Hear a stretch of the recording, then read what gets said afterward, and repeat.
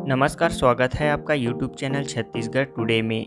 आज है 26 सितंबर 2021, दिन रविवार, और आज के महत्वपूर्ण छत्तीसगढ़ करंट अफेयर प्रश्नों को हल करेंगे। तो चलिए शुरू करते हैं। हमारा पहला प्रश्न है, छत्तीसगढ़ के कितने जिलों में कोदो कुटकी प्रोसेसिंग सेंटर की स्थापना की जाएगी? इसका आंसर है ऑप्शन डी, 14 जिलों में। छत्तीसगढ़ के 14 जिलों में कोदो कुटकी प्रोसेसिंग सेंटर की स्थापना की जाएगी। बता दें कि छत्तीसगढ़ के 20 जिलों के 85 विकास खंडों में कोदो कुटकी और रागी का उत्पादन होता है। इसमें छत्तीसगढ़ सरकार की तरफ से किए गए एमओयू में प्रथम चरण में 14 जिलों को शामिल किया गया है। ये जिले हैं कांकेर, कोंडागांव, बस्तर, दंतेवाड़ा, बीजापुर, सुकमा, नारायणपुर, राजनांदगांव, कवर्धा, बलरामपुर, कोरिया, जशपुर और सूरजपुर जिला।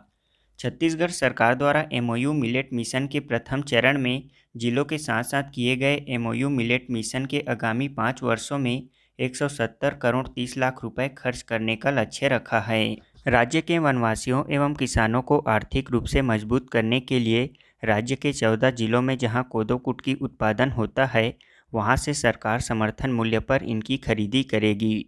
इसके लिए जिलों के गोठानों में कोदो कुटकी के प्रोसेसिंग सेंटर, प्रसंस्करण केंद्र बनाए जाएंगे। प्रोसेस्ड कोदो कुटकी की मार्केटिंग की भी अच्छी व्यवस्था की जाएगी। इसके साथ यह भी बता दें कि राजीव गांधी किसान न्याय योजना में 9,000 रुपये प्रति एकड़ इनपुट सब्सिडी देने व गोधन न्याय योजना के माध्यम से लोगों की आय में वृद्धि का प्रयास भी किया जा रहा है। हमारा अगला प्रश्न है, आयुष्मान भारत प्रधानमंत्री जन आरोग्य योजना और डॉक्टर खूबचंद बघेल स्वास्थ्य सहायता योजना में श्रेष्ठ प्रदर्शन के लिए छत्तीसगढ़ को कितने राष्ट्रीय पुरस्कार प्राप्त हुए हैं? इसका आंसर है ऑप्शन डी, 4 पुरस्कार। आयुष्मान भारत प्रधानमंत्री जन आरोग्य योजना और डॉक्टर खूबचंद बघेल स्वास्थ्य सहायता योजना में श्रेष्ठ प्रदर्शन के लिए छत्तीसगढ़ को 4 राष्ट्रीय पुरस्कार प्राप्त हुए हैं। केंद्रीय स्वास्थ्य मंत्री मनसुख भाई मंडाविया ने राष्ट्रीय स्वास्थ्य प्राधिकरण द्वारा नई दिल्ली में ऑनलाइन आयोजित आरोग्य मंथन 3.0 में प्रदेश को यह पुरस्कार प्रदान किया गया। राष्ट्रीय स्वास्थ्य प्राधिकरण द्वारा 6 श्रेणियों में पुरस्कार वितरित किए गए हैं, जिनमें से 4 श्रेणियों में छत्तीसगढ़ को पुरस्कृत किया गया है। इसके तहत छत्तीसगढ़ को चॉइस सेंटर के माध्यम से देश भर में सबसे ज़्यादा आयुष्मान कार्ड के पंजीयन के लिए प्रथम स्थान मिला है, जबकि राज्य के प्रत्येक परिवार में कम से कम एक सदस्य के आयुष्मान कार्ड पंजीयन में भी छत्तीसगढ़ ने पूरे देश में पहला स्थान प्राप्त किया है। सूरजपुर जिले के भैयाथान विकास खंड के कुसमुसा गांव के चॉइस सेंटर संचालक सुनील कुमार कुशवाहा आयुष्मान कार्ड पंजीयन के मामले में पूरे देश में दूसरे स्थान पर है। वहीं प्रदेश में लैंगिक समानता को प्राथमिकता देते हुए 3,20,661 महिलाओं को योजना के माध्यम से उपचार उपलब्ध कराया है। इस मामले में छत्तीसगढ़ ने देश में तीसरा स्थान प्राप्त किया है। अगला प्रश्न है, पुरुषों के हॉकी जूनियर विश्व कप की मेजबानी कौन सा राज्य करेगा? इसका आंसर है ऑप्शन बी, उड़ीसा राज्य। पुरुषों की हॉकी जूनियर विश्व कप का आयोजन उड़ीसा राज्य में किया जाएगा। उड़ीसा में 24 नवंबर से 5 सितंबर तक यहां कलिंगा स्टेडियम में पुरुष हॉकी जूनियर विश्व कप की मेजबानी करेगा। हॉकी इंडिया ने हाल ही में उड़ीसा सरकार से 2 महीने में होने वाले पुरुष जूनियर विश्व कप के लिए समर्थन करने का आग्रह किया था। पटनायक ने इस आयोजन के लिए लोगो और ट्रॉफी का भी अनावरण किया है। इस आगामी कार्यक्रम में 16 राष्ट्र के खिताब के लिए प्रतिस्पर्धा का आयोजन किया जाएगा।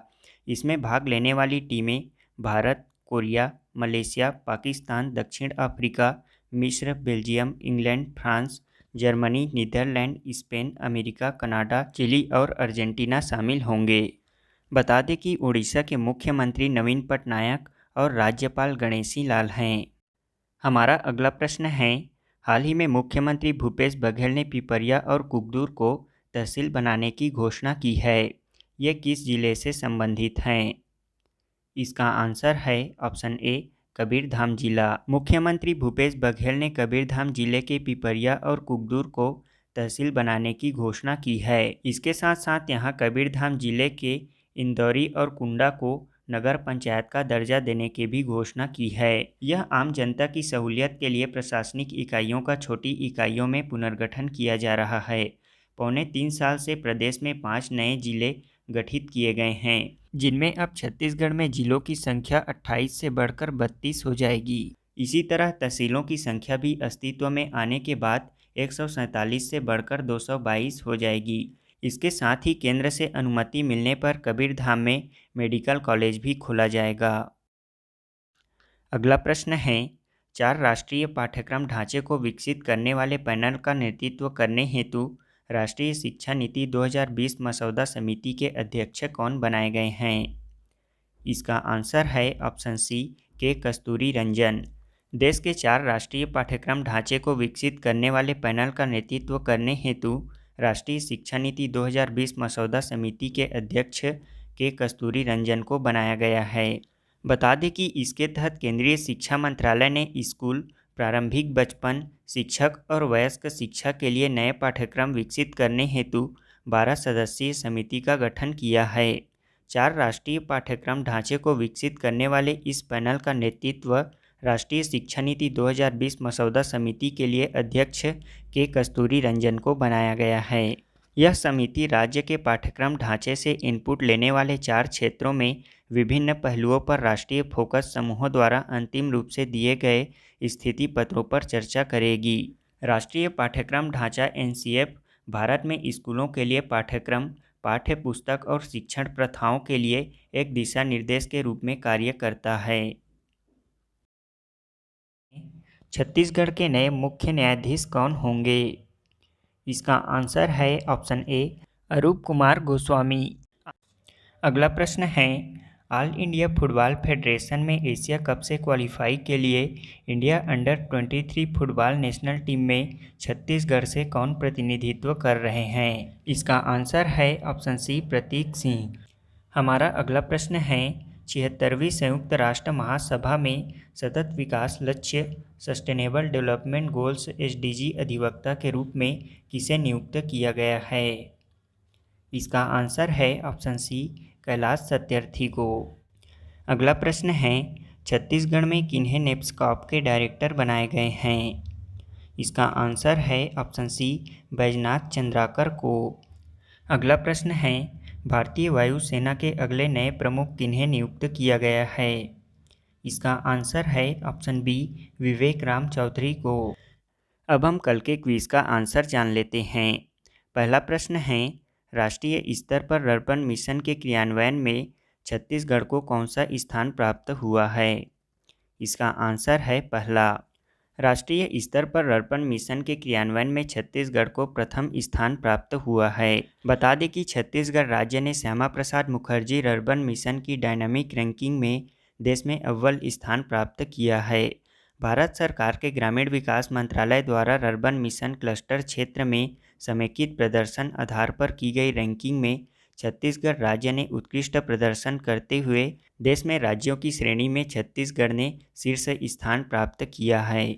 इसके पहले भी अर्बन मिशन के उत्कृष्ट क्रियान्वयन के लिए छत्तीसगढ़ को बेस्ट परफॉर्मिंग स्टेट का प्रथम पुरस्कार प्राप्त हो चुका है। भारत सरकार के ग्रामीण विकास मंत्रालय द्वारा अर्बन मिशन अंतर्गत अब तक हुए वित्तीय एवं भौतिक प्रगति का आकलन हेतु कुल 12 संकेतों के आधार पर करते हुए देश के समस्त अर्बन क्लस्टरों की डायनामिक रैंकिंग प्रणाली को मिशन अंतर्गत तैयार किए गए वेब पोर्टल द्वारा प्रारंभ की गई है।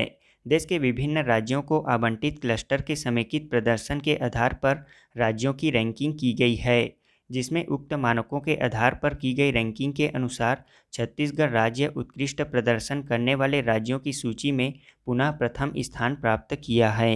दूसरा प्रश्न है, वर्तमान में छत्तीसगढ़ फिल्म एसोसिएशन के अध्यक्ष कौन हैं? इसका आंसर है दिलीप षडंगी। दिसंबर 2020 में छत्तीसगढ़ फिल्म एसोसिएशन के अध्यक्ष दिलीप षडंगी को बनाया गया है। बता दें कि राज्य में छत्तीसगढ़ फिल्म एसोसिएशन द्वारा वेबसाइट बनाया गया है, जिसके माध्यम से छत्तीसगढ़ फिल्म कलाकार फिल्म के टाइटल रजिस्ट्रेशन, फिल्म रजिस्ट्रेशन, कलाकारों के रजिस्ट्रेशन के लिए बम्बई जाना पड़ता था। अब इस वेबसाइट के माध्यम के बाद यहाँ के कलाकारों को इस कार्य के लिए बम्बई जाने की ज़रूरत नहीं पड़ेगी। हमारा आज के क्विज़ का पहला प्रश्न है, छत्तीसगढ़ का पहला मेरीन फॉसिल पार्क किस जिले में बनाया जाएगा? दूसरा प्रश्न है, छत्तीसगढ़ के आगंतुकों के लिए देश की राजधानी दिल्ली में किस नाम से सदन अथवा भवन का निर्माण किया जा रहा है?